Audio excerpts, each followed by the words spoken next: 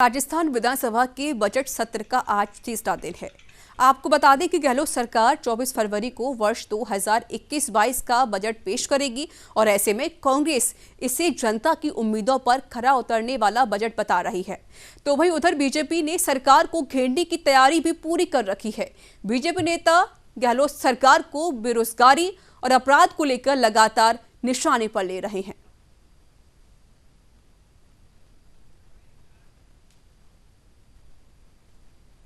BJP तो शुरू से किसान और मजदूर विरोधी है, गरीब विरोधी है, पूंजीपतियों की राजनीति करती है। अब की बार कर्जे माफ किए 14,000 करोड़ के राजस्थान की कांग्रेस की गहलोत सरकार ने। और जो ये बात करते हैं कर्जे माफ हो गए, मैं खुद प्रमाण पत्र बांट कर आया। अब जो राष्ट्रीयकृत बैंकों के कर्जे तो आप भी कुछ कीजिए। पेट्रोल, डीजल और गैस में आग लगी हुई है।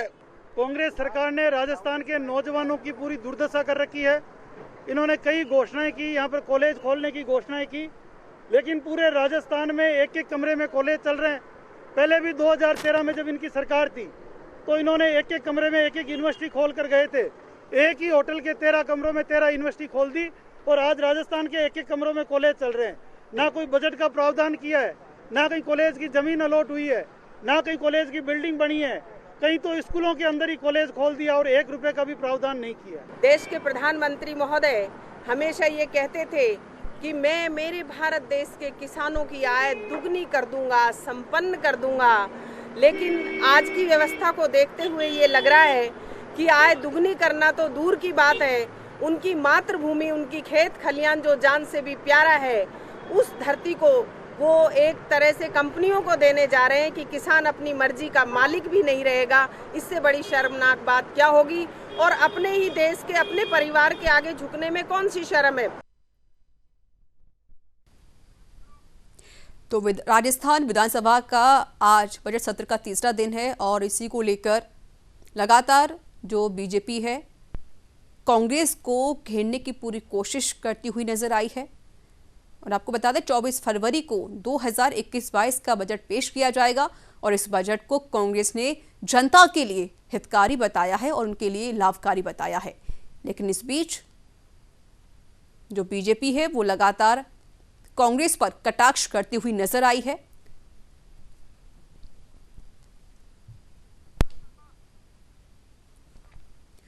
और हमारे साथ जुड़ चुके हैं इस पर अधिक जानकारी देने के लिए संवाददाता नीरज शर्मा। नीरज, जिस तरीके से जो बीजेपी लगातार कटाक्ष कर रही है कांग्रेस पर, और लेकिन सबसे बड़ी बात यह भी है कि जो बजट सत्र पेश किया जाएगा जिसका आज तीसरा दिन है और 24 फरवरी को भी बजट सत्र पेश किया जा रहा है 2021-22 का।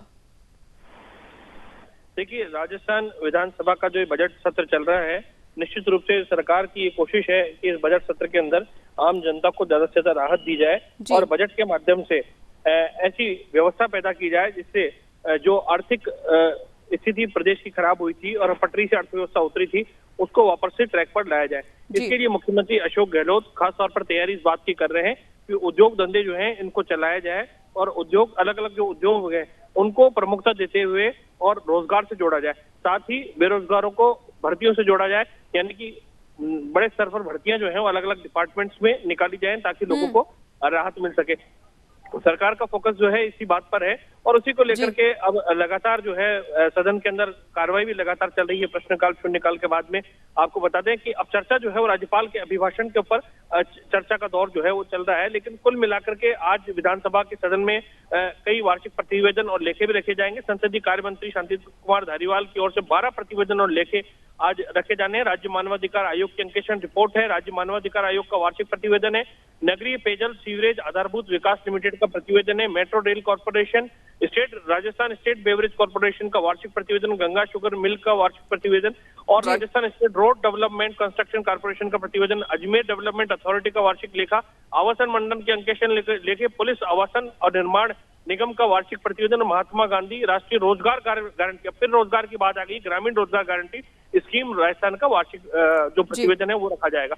इसके साथ ही रोजगार बढ़ाने के लिए सरकार की ओर से तमाम प्रयास की जा रही है। अल्पसंख्यक विभाग की बात करें, अल्पसंख्यक नीरज, आपने कहा कि रोजगार को बढ़ाने की बात कही जा रही है, लेकिन जिस तरीके से खुद बीजेपी कह रही है कि हमने कुछ मुद्दे उठाए, चाहे वो बेरोजगारी हो या फिर अपराध हो, इन मुद्दों को लेकर कांग्रेस को घेरने की तैयारी की जा रही है।